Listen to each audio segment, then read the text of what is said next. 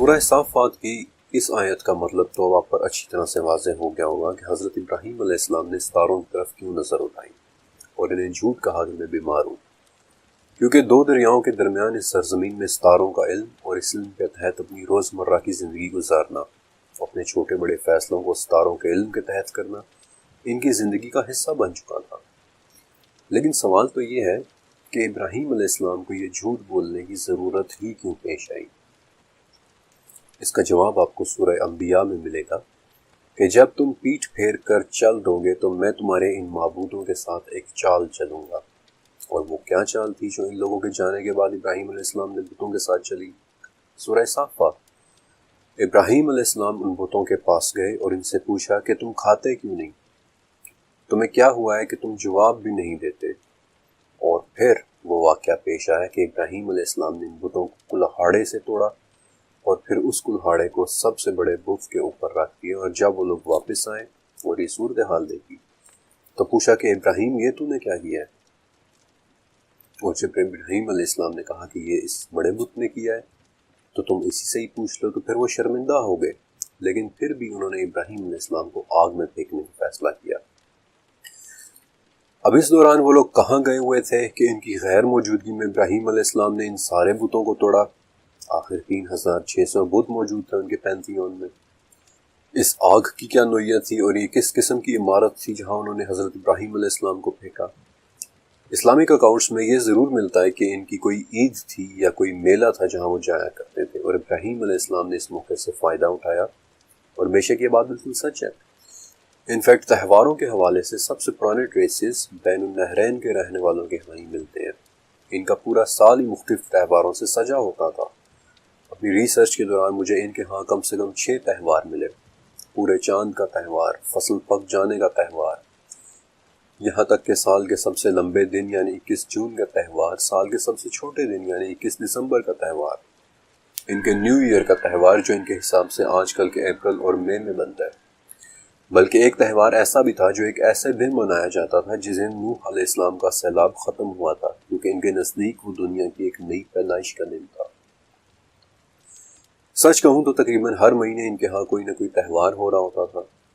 رہی بات آگ اور جس جگہ کی جہاں وہ آگ تیار کی گئی تھی، تو اس ایک بات ذہن میں رکھیے گا کہ بین النہرین کا یہ علاقہ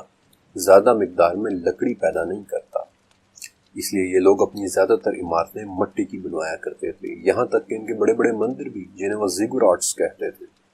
وہ بھی مٹی کی اینٹوں سے ہی بنے ہوتے تھے، جن میں سے ایک بہت بڑا زیگوراٹ آج بھی موجود ہے۔ لیکن صرف ان کے زیگوراٹس ہی نہیں، بلکہ عراق میں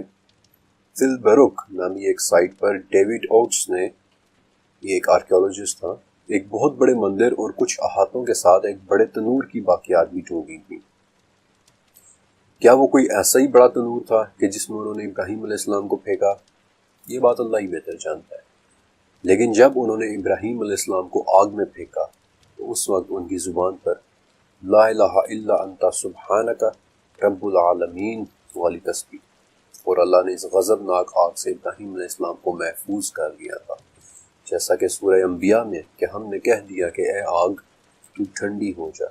اور ابراہیم کے لیے سلامتی کی چیز بن جا۔ حضرت علی بن طالب رضی اللہ عنہ کہتے ہیں کہ اگر اس وقت آگ کو سلامتی کے ساتھ ٹھنڈے ہونے کا حکم نہ دیا جاتا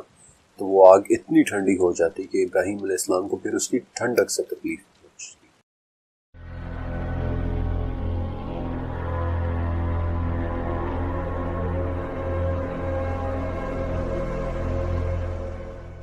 حضرت ابراہیم علیہ السلام کے آگ کے ساتھ سلامتی سے باہر نکل آنے کے بعد قرآن پاک میں ایک اور واقعہ کا ذکر ہے۔ صدی رحمۃ اللہ علیہ کہتے ہیں کہ یہ واقعہ ابراہیم علیہ السلام کے آگ سے نکلنے کے بعد ہوا تھا۔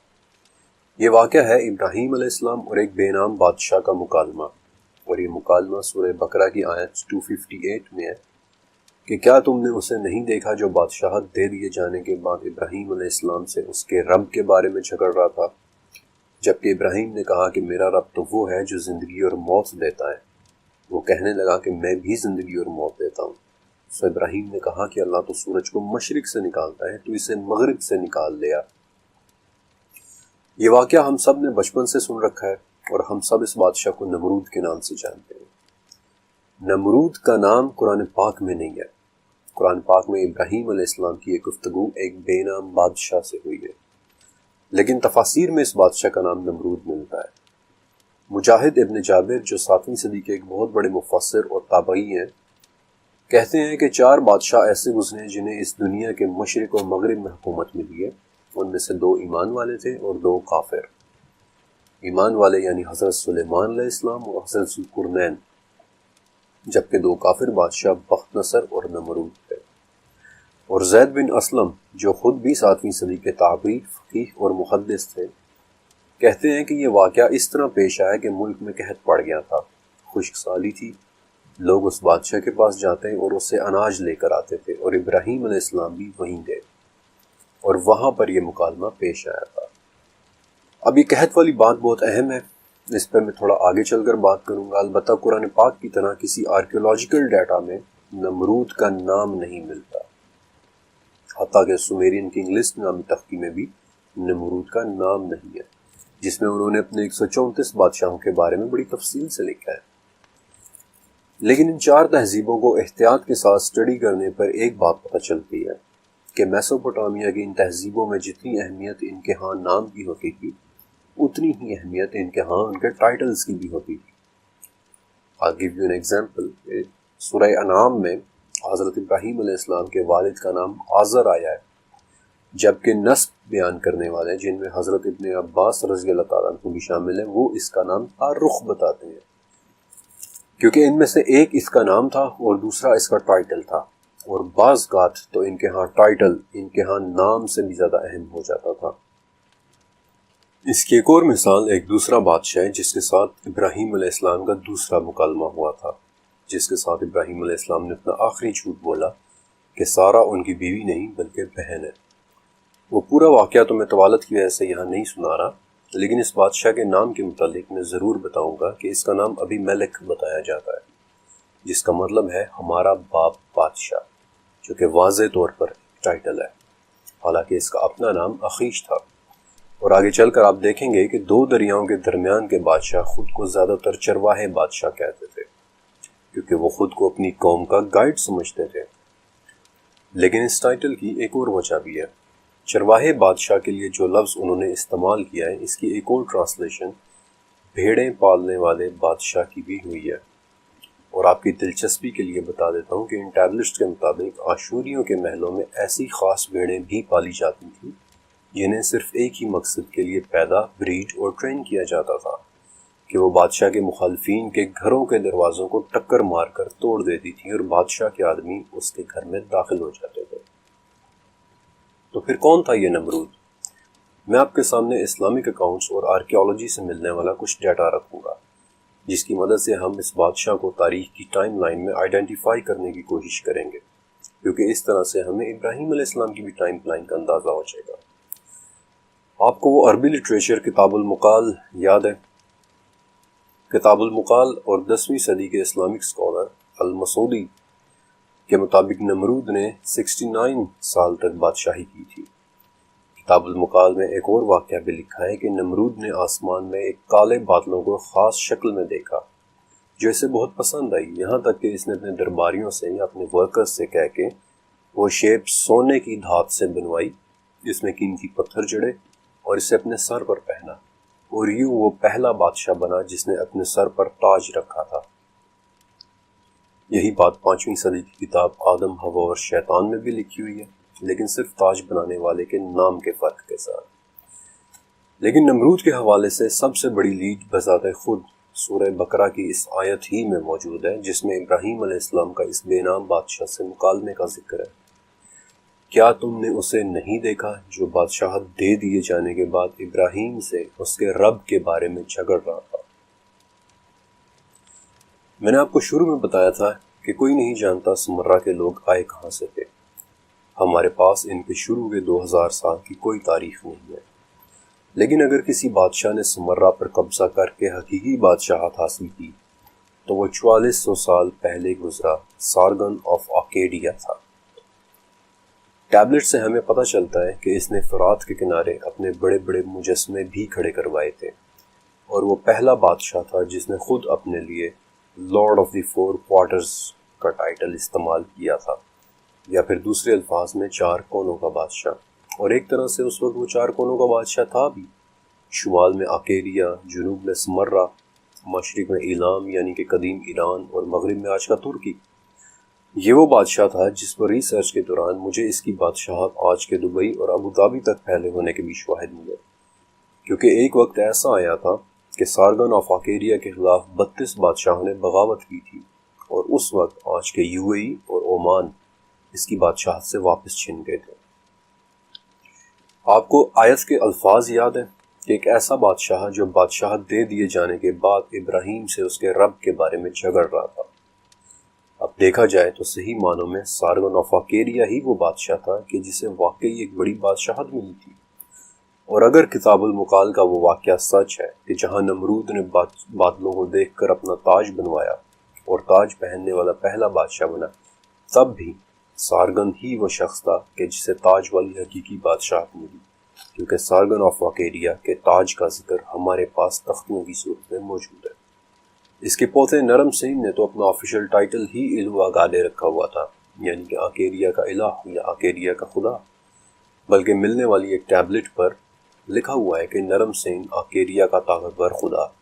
4 کونوں کا بادشاہ، یہ تختی لکھنے والا تمہارا غلام ہے۔ سارگن آف آکیریا کی پرشین گلف سے لے کر میڈیٹرینین تک حکومت،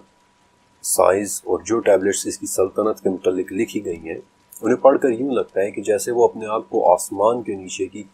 تمام زمین یا مشرق سے لے کر مغرب تک کا بادشاہ کہلواتا تھا۔ اور ایک ٹیبلٹ میں تو سارگن آف آکیریا نے خود اپنا ٹائٹل رکھا ہوا ہے سر کے ساتھی، یعنی کائنات کا بادشاہ۔ پھر ایک تختی پر لکھا ہوا ہے کہ سارگن جو کیش کا بادشاہ تھا، اس نے 34 لڑائیاں لڑی اور سمندروں کے کنارے تک گیا۔ اس نے میلوہا سے جہاز بنوائی یعنی کہ آج کا سندھ، اور سیدار کے جنگل یعنی ترکی تک گیا، اور مگان کے تانبے کی کانوں تک گیا، اور اردن کے چاندی کے پہاڑوں یعنی کہ یمن اور جارڈن کی سلور مائنز تک گیا۔ ایک مرتبہ پھر سے میں چاہتا ہوں کہ آپ سورہ بقرہ کی آیت پر غور کریں۔ جب ابراہیم نے اس بادشاہ سے کہا کہ میرا رب تو وہ ہے جو زندگی اور موت دیتا ہے، تو وہ کہنے لگا کہ میں بھی زندگی اور موت دیتا ہوں۔ تفسیر ابن جریر میں لکھا ہوا ہے کہ ابراہیم علیہ السلام کی یہ بات سن کر بادشاہ نے 2 ایسے قیدیوں کو بلوا لیا تھا جنہیں پہلے ہی سے سزائے موت دی جا چکی تھی، لیکن بادشاہ نے ایک کی سزائے موت قائم رکھی اور دوسرے کی سزائے موت معاف کر دی، اور اس طرح اس نے کہہ دیا کہ میں بھی زندگی اور موت دیتا ہوں۔ اب عجیب حیرت کی بات ہے کہ سمرہ، آکیریا اور بیبلونیا کی بادشاہوں پر اپنی ریسرچ کے دوران مجھے وضاحت کے ساتھ اگر کوئی ایسا بادشاہ ملا جو قیدی رکھنے کا شوقین ہو تو وہ یہی سارگن آف آکیریا ہی تھا۔ اور اس بات کی ایک وجہ بھی تھی کہ سارگن آف آکیریا کو بادشاہت سمرہ کو گرانے کے بعد ملی تھی، اور اس طرح اس کے پاس سومیرینز کی ایک بڑی تعداد قیدی بن کر موجود تھی۔ اور دوسرا یہ کہ سارگن آف آکیریا ہی وہ بادشاہ تھا جس کی تختیوں میں قیدیوں کے قیدی بنائے جانے کی پوری تصاویر تک ریلیف کی گئی ہے۔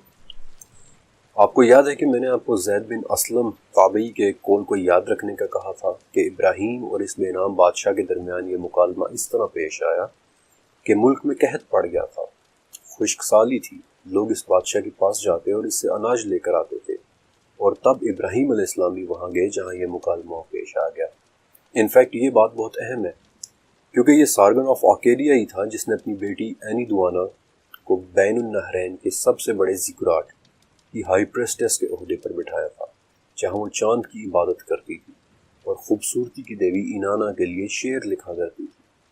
انفیکٹ سارگن آف آکیریا کی اس بیٹی کو تاریخ میں ایک اور ٹائٹل بھی دیا گیا ہے، دنیا کی سب سے پہلی شاعرہ،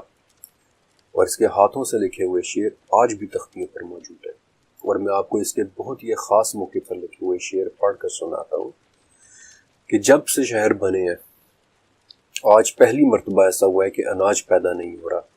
ندیوں میں مچھلیاں پیدا نہیں ہو رہی، ہم روز پھولوں کو پانی دیتے ہیں لیکن ان میں رس پیدا نہیں ہو رہا، بادل جمع ہوتے ہیں لیکن ان سے بارش نہیں ہو رہی، ایک شکل کا تیل 1 کوارٹ کا ہو چکا ہے، ایک شکل کا اناج 1 کوارٹ کا ہو چکا ہے، جو چھت پر سویا وہ چھت ہی پر مر گیا، اور جو کمرے میں سویا اسے دفن ہونا نصیب نہ ہوا، لوگ بھوک سے مر رہے ہیں۔ اینی دوانا ان اشعار میں کسی بہت ہی برے قحط کی بات کر رہی ہے۔ اب کیا یہ وہی قحط تھا جس کے دوران ابراہیم علیہ السلام اور اس بے نام بادشاہ کا مکالمہ ہوا؟ یہی وہ سارگن آف آکیڈیا تھا جس کی بیوی سیمیرامس نے خود کو ایک دیوی کے طور پر ڈکلیئر کیا ہوا تھا، وہ اپنی پوجا کرواتی تھی، اور جس نے میڈیٹرینین کے علاقوں میں آگ کے عبادت خانے بنوائے تھے؟ وہ لوگ آگ کو بھی پوجتے تھے، تو کیا اسی لیے انہوں نے ابراہیم علیہ السلام کو آگ میں پھینکا؟ ان سب باتوں کے جواب اللہ ہی بہتر جانتا ہے۔ میں آپ کے سامنے صرف وہ لیڈز رکھ رہا ہوں جن سے لگتا یہی ہے کہ شاید وہ سارگن آف آکیڈیا ہی تھا جس کا ٹائٹل نمرود تھا۔ لیکن آکیڈیا کے متعلق شاید سب سے عجیب بات تو بھی میں نے آپ کو بتائی نہیں۔ 2 دریاؤں کے درمیان اس سرزمین میں 4 بڑی تہذیبیں گزری ہیں۔ آکیڈیا نامی اس تہذیب کا سب سے بڑا شہر بھی آکیڈیا ہی تھا، اور یہی وہ شہر تھا جو واحد شہر ہے کہ جو ایکچولی تباہ ہوا، لیکن آرکیولوجی میں اس کا نام و نشان تک نہیں ملا۔ عراق میں 4000 سالوں کی تاریخ میں یہ وہ واحد شہر ہے جو صفحہ ہستی سے ہی مٹ گیا۔ ہمیں اس کی ایگزسٹنس کے متعلق صرف اس طرح پتہ چلتا ہے کیونکہ اس کا نام عراق سے ملنے والی 7000 تختیوں میں لکھا ہوا ہے، لیکن بہت کوششوں کے باوجود آج تک آکیڈیا کا شہر مل نہیں سکا، اور صرف ایک اندازہ ہے کہ یہ آج کے بغداد کے قریب واقع تھا۔ تل لیلان نامی ایک سائٹ پر کام کرنے والے آرکیولوجسٹ بتاتے ہیں کہ آکیڈین امپائر ختم ہونے کی ایک وجہ دجلہ اور فرات میں آنے والے چینجز کی وجہ سے پڑنے والا قحط بھی ہو سکتی ہے، کیونکہ اس علاقے کے شہروں کی کھدائی میں وہاں پڑا اناج اور زگراٹس میں پڑی ریت اور گرد اس طرح سے ہے کہ لگتا ہے کہ وہاں انسانی ایکٹیویٹی اچانک ہی رک گئی تھی۔ وہاں ملے مٹی کے سیمپل سے یہ بھی پتہ چلتا ہے کہ جیسے کیڑوں یعنی ارتھ ورمز کی پیدائش اچانک رک گئی تھی، جو اس بات کا ثبوت ہے کہ وہاں بارش کا ہونا رک گیا تھا اور شہر کو ترک کر دیا گیا تھا۔ لیکن پھر بھی یہ وجوہات آکیڈیا کے شہر کے بالکل ہی صفحہ ہستی سے مٹ جانے کو ایکسپلین نہیں کرتے۔ یہ شہر اس طرح سے غائب ہوا کہ آج صرف تختیوں میں اس کا نام زندہ بچا ہے۔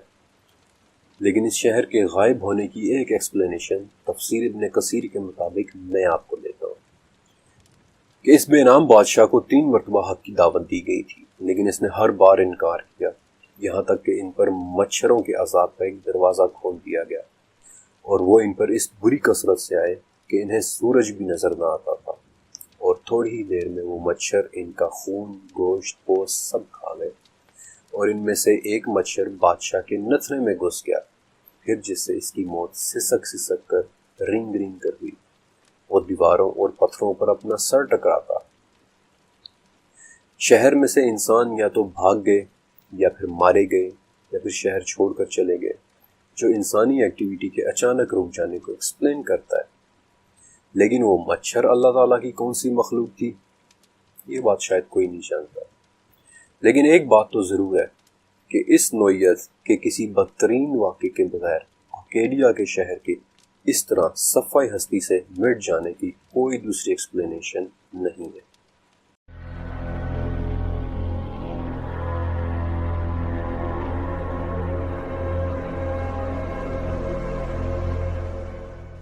میں جانتا ہوں کہ آپ میں سے بہت سے لوگ یہ سوچ رہے ہوں گے کہ 2 دریاؤں کے درمیان اس سرزمین میں رہنے والوں نے اگر واقعی اتنی بڑی بڑی اچیومنٹس کی تھی، اگر سمرہ کے رہنے والوں نے میتھمیٹکس کی اتنی ریفائنڈ شکل دریافت کر لی تھی کہ وہ ستاروں کی چال کو میتھمیٹکلی پریڈکٹ کر رہے تھے، اگر آکیڈیا، آسیریا اور بیبلونیا کے رہنے والے ستاروں کے علم سے اتنی کانفیڈنٹ پیشن گوئیاں کر رہے تھے کہ ایک سیلاب آئے گا کہ جو باڑ کو توڑ دے گا، اور تب بادشاہ کو چاہیے کہ وہ مجھے خط لکھے، یا پھر نمرود کے ستارہ شناسوں نے اسے ایک ایسے بچے کی پیدائش کا بتایا کہ جو ان کے مذہب کا خاتمہ کر دے گا، تو پھر آج یہ سارا علم کہاں ہے؟ اس علم کا کیا ہوا؟ شاید یہ جان کر آپ حیران رہ جائیں۔ 1792 میں فرانس کے ایک ایسٹرونومر پیئر جوزف ڈی بیچمپ نے عراق وزٹ کیا تھا۔ وہ بابل بھی گیا، اس نے وہاں ایسٹرونومی یعنی ستاروں کی سٹڈی سے متعلق کچھ باتیں آبزرو کی، اور وہ باتیں اس نے اپنی ڈائری میں لکھی۔ پیئر جوزف ڈی بیچمپ کی موت کے بعد یہ diary British East India company کے ہاتھ لگ گئی، جنہوں نے فوراً سے پہلے اپنے ایجنٹس کو بصرہ اور بغداد بھیجا تاکہ آثار قدیمہ کے ان آرٹیفیکٹس اور ریلکس کو جتنا جلدی ہو سکے لندن منتقل کیا جائے، جن کے بارے میں پیئر جوزف نے اپنی ڈائری میں لکھا تھا۔ 1855 میں 5 بحری جہازوں پر وہ تختیاں اور ریلکس بھر کر دریائے دجلہ کے ذریعے لنڈن لے جائے جا رہے تھے، لیکن تبھی بحری قزاقوں نے ان جہازوں پر حملہ کر دیا اور وہ پانچوں کے پانچوں جہاز ان 200 تختیوں اور قدیم ریلکس کے ساتھ دریائے دجلہ کی گہرائیوں میں غرق ہو گئے۔ لیکن برٹش ایسٹ انڈیا کمپنی ان تختیوں پر موجود علم کی اہمیت سے آگاہ ہو چکی تھی اور وہ کسی بھی قیمت پر انہیں ریٹریو کرنا چاہتے تھے، انہیں دوبارہ حاصل کرنا چاہتے تھے۔ لہٰذا ان تختیوں اور ریلکس کو ریکور کرنے کے لیے بغداد میں موجود اس وقت کی برٹش ریزیڈنس نے سلطنت عثمانیہ کی مدد لے لی، لیکن تب تک فرانس بھی پیئر جوزف کی ڈائری میں لکھی باتوں سے آگاہ ہو چکا تھا اور وہ بھی ان تختیوں کو ہر صورت حاصل کرنا چاہتے تھے۔ لہٰذا انہوں نے بھی تختیوں کو ڈھونڈنے کے لیے اپنا ایک مشن دریائے دجلہ بھیج دیا، جسے فرزنل مشن کہتے ہیں، لیکن وہ تختیاں کسی کو نہیں ملی۔ البتہ ان تختیوں میں علم کا ایک ایسا خزانہ ضرور موجود تھا کہ 100 سال بعد 1971 تک جاپان بھی ان تختیوں کو دجلہ کی گہرائیوں میں ڈھونڈتا رہا، لیکن وہ ریلکس ہمیشہ کے لیے کھو گئے۔ وہ قزاق کون تھے اور وہ تختیاں کہاں گئیں؟ میرا ذاتی خیال ہے کہ وہ کسی قسم کے محافظ تھے جو یا تو دنیا کے خطرے سے ان علوم کے خزانے کی حفاظت کر رہے تھے یا پھر ان علوم کے خطرے سے دنیا کی حفاظت کر رہے تھے کہ وہ کبھی دنیا تک نہ پہنچے۔ شاید اسی لیے انہوں نے تختیوں سے بھرے 5 جہازوں کو دجلہ میں غرق کر دیا جو آج تک نہیں مل سکیں۔ ان قزاقوں کو پھر دوبارہ کبھی کسی نے نہیں دیکھا۔ دجلہ کی وہ تختیاں تو شاید ہمیشہ کے لیے کھو گئیں، لیکن عراق کی زمین پر مزید تختیوں اور ان پر موجود علوم کے لیے لڑائی جاری رہی۔ 1899 میں جرمنی نے ٹیمپل آف مردوک میں کھدائی شروع کی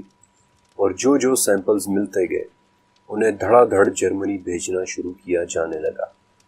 انفیکٹ انگلینڈ اس بات سے اتنا گھبرا گیا کہ کہیں جرمنی وہ سارے علوم ہی نہ حاصل کر لے کہ 1917 میں انگلینڈ نے عراق میں اپنی فوج بھیج دی، لیکن فوج کے وہاں پہنچنے سے پہلے ہی جرمن آرکیالوجسٹ وہاں سے بھاگ گئے اور برٹش فوجیوں کو وہاں کچھ بھی نہیں ملا۔ لیکن میں آپ کو اس سے بھی زیادہ حیرت کی ایک بات بتاتا ہوں کہ اس چیپٹر کے اندر میں نے آپ کو ان تختیوں سے ملنے والا جو بھی ڈیٹا بتایا ہے وہ 1987 سے پہلے کا ہے، جو ٹرانسلیٹ کرنے کے بعد پبلک کے لیے پبلش کیا گیا تھا۔ لیکن 1987 سے لے کر آج تک جو بھی تختیاں ملی ہیں ان میں سے کسی ایک کا ڈیٹا بھی پبلک کے لیے ریلیز نہیں کیا گیا۔ اللہ جانتا ہے کہ انہوں نے ان تختیوں میں اب تک کیا کیا علوم دیکھ لیے ہوں گے۔ یہ بات آپ سب جانتے ہیں کہ صدام حسین نے آرکیولوجیکل ریسٹوریشن آف بیبلون نام سے ایک پروجیکٹ شروع کیا تھا، جس میں انہوں نے بخت نصر کا 250 کمروں والا محل، اس کا سب سے بڑا زیگوراٹ، ایک میوزیم اور بابل کے مشہور ہینگنگ گارڈنز بنوانے تھے، جن کے متعلق میں آپ کو 17ویں چیپٹر میں بتاؤں گا۔ لیکن سب سے اہم بات جو 2011 میں مریم موسیٰ نام کی ایک جرنلسٹ نے اپنی رپورٹ میں لکھی تھی کہ صدام حسین نے اس میوزیم میں رکھنے کے لیے ان تمام تختیوں کی ریپلیکاز، ان کی ڈپلیکیٹس بنوائی تھی، اور یہی وہ وقت تھا کہ ٹھیک 2003 میں امریکہ نے عراق پر حملہ کر دیا اور ٹھیک پرانے بابل شہر کی جگہ یعنی ٹھیک بیبلون کی آرکیولوجیکل سائٹ کے اوپر اپنا فوجی کیمپ بنایا تھا، جسے کیمپ الفا کہتے ہیں، اور اگلے 2 سال تک وہاں امریکنز اور پولش فوجیں تباہی پھیرتی رہیں۔ ان لوگوں نے تختیوں کی جو ریپلیکاز بنوائی تھیں انہیں 2 میوزیمز کو اور ایک لائبریری کو تباہ کر دیا، اور پھر 2005 میں اسے ناقابل بیان حد تک بیونڈ ریپیئر حالت میں عراق کے اسٹیٹ بورڈ آف ہیریٹیج کے حوالے کر دیا۔ اس حوالے سے مریم موسیٰ کے علاوہ برٹش میوزیم کے ڈائریکٹر جان کرٹس نے بھی مکمل ایک رپورٹ بنائی تھی، جسے پڑھ کر آنکھوں میں آنسو آ جاتے ہیں کہ کس طرح وہ لوگ ایک مسلمان ملک میں لوٹ مار کرتے رہے، ان کے خزانے لوٹتے رہے، ان کے علوم لوٹتے رہے۔ اس سب کے بارے میں 2006 میں امریکہ کے کرنل جان کولمین نے ایک بڑی عجیب سی بات کہی تھی، اور میں ٹھیک اس کے الفاظ آپ کے سامنے کوٹ کر رہا ہوں کہ وہاں امریکن آرمی کی موجودگی کی وجہ سے جو نقصان ہوا ہے ہم اس پر معافی چاہتے ہیں، لیکن یہ بھی سچ ہے کہ وہاں امریکن آرمی کی موجودگی سے دوسرے لٹیروں کو اسے لوٹنے کا موقع نہیں ملا۔ اب خدا جانے یہ میسج وہ کسے دے رہا تھا، برٹش میوزیم کو، فرینچ کو، جاپنیز کو، جو پچھلے 300 سال سے ان تختیوں پر موجود علم کی تلاش میں ہے۔ سچ کہوں تو ایسٹ انڈیا کمپنی کے 5 جہازوں کو دجلہ میں غرق کر دینے والے بحری قزاقوں کے متعلق میرا دل سے ماننا ہے کہ وہ کسی قسم کے محافظ ہی تھے جو یہ بات جانتے تھے کہ ان علوم کو دنیا تک نہیں پہنچنا چاہیے۔ وہ کون سے علوم ہیں جو 1987 کے بعد والی تختیوں پر موجود ہیں جنہیں پبلک کرنے پر پابندی ہے، یا وہ کون سے علوم تھے جو دجلہ میں غرق ہو گئے اور آج تک بار بار ڈھونڈے جانے کے باوجود بھی کسی کو نہیں مل سکے؟ یہ بات اللہ ہی بہتر جانتا ہے۔ لیکن اس دور کا ایک اور بھی علم تھا جو بظاہر یوں لگتا ہے کہ جیسے ہمیشہ کے لیے کھو گیا ہو۔ ان تختیوں پر موجود علم سے کہیں زیادہ عزت والا بابرکت علم حضرت ابراہیم علیہ السلام کے صحیفے، جو قدیم ترین آسمانی صحیفوں میں سے ایک تھے، جن کا ذکر سورہ اعلیٰ اور سورہ نجم دونوں میں ہے، اور سورہ فاطر اور آل عمران دونوں میں تقریباً ایک ہی جیسی آیت ہے کہ جس میں معجزات اور صحیفوں کے علاوہ ایک اور چیز کا ذکر ہے، کتاب المنیر۔ اور آج اسکالرس کی اکثریت یہی مانتی ہے کہ کتاب المنیر بھی کسی زمانے میں ایک آسمانی کتاب تھی۔ لیکن میں نے ایسا کیوں کہا کہ بظاہر یوں لگتا ہے کہ وہ صحیفے کھو گئے ہیں؟ ایک مرتبہ سورہ اعلیٰ پڑھیں اور دیکھیں کہ اس کی 18ویں آیت میں کیا لکھتا ہے۔ یہ باتیں تو پہلے کے صحیفوں میں بھی ہیں، ابراہیم اور موسیٰ کے صحیفوں میں۔ اور یہ کون سی باتیں ہیں؟ ان صحیفوں کی ایک جھلک سورہ نجم کی 36ویں آیت سے آگے ہے۔ کیا اسے اس چیز کی خبر نہیں دی گئی جو موسیٰ اور عہد کو پورا کرنے والے وفادار ابراہیم کے صحیفوں میں تھی، کہ کوئی شخص کسی دوسرے کا بوجھ نہیں اٹھائے گا، ہر انسان کے لیے صرف وہ ہے جس کی اس نے خود کوشش کی، اس کی کوشش عنقریب دیکھی جائے گی، پھر اسے پورا پورا بدلہ دیا جائے گا۔ تمام چیزوں کا پہنچنا صرف آپ ہی کے رب کی طرف ہے۔ تمام چیزوں کا پہنچنا صرف آپ کے رب ہی کی طرف۔ وہی ہنساتا ہے اور وہی رلاتا ہے، وہی مارتا ہے اور وہی زندہ کرتا ہے۔ اسی نے مذکر اور مؤنث پیدا کیے ہیں نطفہ سے کہ جب وہ ٹپکایا جاتا ہے، اسی کے ذمہ دوبارہ پیدا کرنا ہے۔ وہی غنی کرتا ہے اور وہی دولت دیتا ہے۔ وہی شعراء ستارے کا رب ہے۔ اسی نے پہلے والے عاد کو ہلاک کیا اور سمود کو بھی، جن میں سے کوئی نہ بچا، اور اس سے پہلے نوح کی قوم کو، جو کہ اپنے ظلم میں بڑے ہی بدترین اور سرکش تھے۔ اسی نے متفقہ کو الٹ دیا۔ کبھی کبھی قرآن پاک کے الفاظ سن کر دل سے نکلتا ہے کہ یہ باتیں انسان کی زبان سے نکلا کلام ہو ہی نہیں سکتا۔ سورہ نجم کی جو آیات میں نے آپ کو سنائی، اس کی شروعاتی آیت سے یوں لگتا ہے کہ جیسے ابراہیم کے صحیفوں میں بھی یہی خطبات تھے، انسان کو اللہ کی طرف بلانے والے۔ اس چیپٹر کے آخر میں آپ سب کو ایک بات ضرور کہنا چاہتا ہوں کہ کیا آپ نے ایک مرتبہ بھی سوچا کہ اللہ تعالیٰ نے اس بادشاہ کا نام کیوں نہیں بتایا؟ آپ نے اس بات پر غور کیا کہ 2 دریاؤں کے درمیان والے کس طرح اپنے آپ کو ٹائٹلز دیا کرتے تھے؟ ابراہیم علیہ السلام کے والد ترخ کا ٹائٹل آزر، یا آخیش کا ٹائٹل ابی ملخ، یا سارگون آف اکیڈیا کیسے خود کو 4 کونوں کا بادشاہ یا مشرق و مغرب کا بادشاہ یا پھر کائنات کا بادشاہ کہلواتا تھا، کیسے نرم سین خود کو اکیڈیا کا الہ کہلواتا تھا۔ یہ سب وہ لوگ تھے کہ جو ابراہیم علیہ السلام کے وقت میں موجود تھے، جو خود کو بڑے بڑے ٹائٹلز دیا کرتے تھے۔ لیکن آج ہم جانتے بھی نہیں کہ اس بے نام بادشاہ کی حقیقی شناخت کیا تھی۔ اللہ تعالیٰ نے اسے بے نام کر کے تاریخ میں ایسا بے نام کر دیا کہ جو خود کو آسمان کے نیچے کی زمین میں مشرق و مغرب کا مالک کہا کرتا تھا، اس کا نام کسی ایک بھی تختی میں یقین کے ساتھ موجود ہی نہیں ہے۔ لیکن ان سب کے مقابلے میں اللہ تعالیٰ نے بھی ابراہیم علیہ السلام کو ایک ٹائٹل دیا، وہ ٹائٹل جو سورہ نساء کی 125ویں آیت میں ہے، وَاتَّخَذَ اللَّهُ إِبْرَاهِيمَ خَلِيلًا۔ اللہ نے ابراہیم کو اپنا دوست بنا دیا، اور جنہیں اللہ تعالیٰ نے اپنا دوست بنا لیا، آج دنیا کی 30 قومیں اپنی جینیولوجی ٹریس کر کے انہی سے جا ملتی ہیں۔